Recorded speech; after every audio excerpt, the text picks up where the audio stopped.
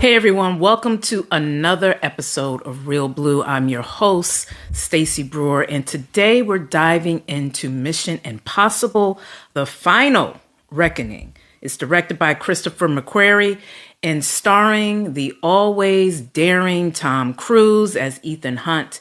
And I'll name some of the rest of the cast. You have Angela Bassett as Erica Sloan, the President of the United States in this film, and Ving Rhames as Luther, and Hayley Atwell as Grace, and Simon Pegg as Benji, and Asay Morales, hopefully I'm saying his name right, as Gabriel. But don't worry, this will be a spoiler-free space, but I will take you through the heart of what makes this film more than just an action-packed spectacle. Now, this installment of Mission Impossible hits hard with its central message: when the world is in crisis, unity isn't optional, it's essential.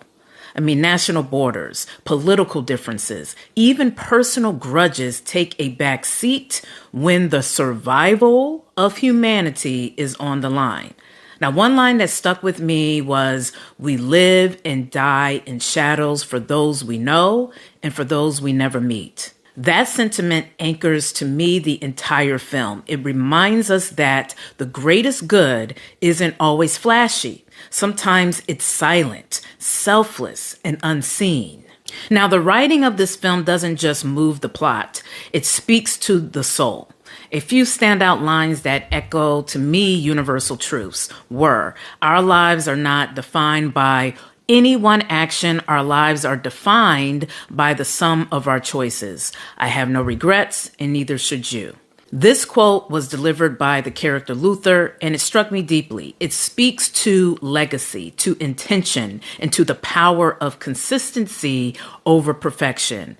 Perhaps many of you, quite frankly, can relate to that in our regular lives when you're dealing with perfection. Now, the next quote is, "Whoever controls the entity," who was the antagonist of this film, "controls the truth." Quite chilling, in my opinion, especially in our current era where misinformation and AI are indeed major players in shaping our perceptions. The film doesn't just entertain, it mirrors reality and reminds us we must remain mindful of who has access to certain digital instruments that can reach the masses. Now, another line that was kind of minimal but telling was, "You spend too much time on the internet." Now, this was Ethan's kind of cheeky comment in a fight scene, but it added levity, but it's also a sharp jab at how easily we're manipulated when we lean too hard on just digital narratives. And let's be real, the internet, although a fantastic invention, can indeed distract us from our realities and from those that really matter. So now the antagonist of this film, like I said, is a rogue AI known as the Entity. And its weapon isn't just data, it's division. It thrives on mistrust, on fear, on nations turning inward instead of outward. And quite frankly, that sounds very familiar with our own current reality. But I felt the film takes a bold step into the philosophical as well. It is asking what makes us human and how do we protect that in a world where technology threatens to outthink us or to outmaneuver us. I mean, AI may not just be your GPS system or your new assistant online. It could grow to become much bigger. So we must maintain balance and remember our humanity. Now, there's a powerful scene that felt almost spiritual to me.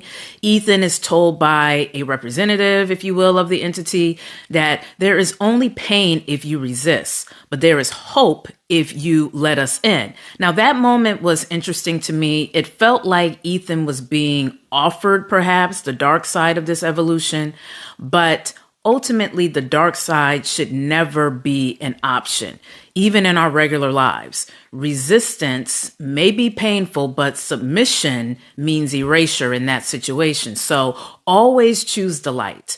That too requires surrender, but to a greater good. Now, the quote, "for those we never meet," this phrase recurs in the film and it resonated with me every time. It's about sacrifice. It's about believing that what we do now, today, matters for someone we may never know. To me, that's the heart of the film. It's about legacy. And Mission Impossible is a legacy franchise film. It offers nostalgia. So that is fitting to me for the theme, whether it's Ethan, Grace, Luther, or Erica. They're all driven by a sense of purpose that transcends self. It's a reminder that real heroism isn't just about saving lives. It's about preserving humanity. So there was also a powerful moment when Grace says something that to me captures even more of the soul of this film. She pleads with other characters, not as citizens of rival nations, but as human beings. So no flags, no borders, just people. And it makes you wonder, in a real global crisis, would we unite or would we just remain divided? I mean, hopefully, to be honest, we never find that out. I'm good with us never having a worldwide crisis. Just keep this in the movies, but it does beg the question. Now, of course, there's action. We can't forget that. This is the Mission Impossible. So you'll get your fill of high-speed chases, daring stunts, and those how is he still alive type moments. There's even a moment of nostalgic fun for longtime fans, if you will, involving the whole identity concealment. You know, that's something I always enjoyed when it comes to this particular franchise. And for those who care, Tom Cruise does end up in his underwear quite a few times in this film.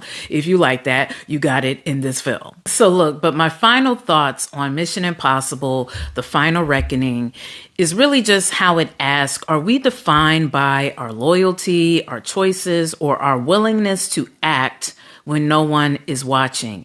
It's about, to me, the courage to sacrifice for people you love and for those you'll never meet.